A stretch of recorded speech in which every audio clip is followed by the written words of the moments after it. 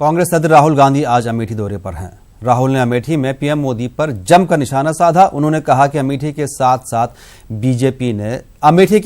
BJP ने सौतेला बर्ताव किया है। हिंदुस्तान की जनता से चोरी नहीं की है भाइयों बहनों, सबसे ज्यादा चोरी चौकीदार ने आप लोगों से की है। पिछले 5 साल में जो भी हमने आपके लिए किया, नरेंद्र मोदी जी ने आपसे छीना। हमने यहां अस्पताल बनाया, उसको नहीं बनने दे रहे थे, और फिर आपसे कहते हैं कि हमने किया। आप याद रखिए, आपके साथ अमेठी के साथ सौतेला व्यवहार किया है इन लोगों ने, आपको नुकसान पहुंचाया है।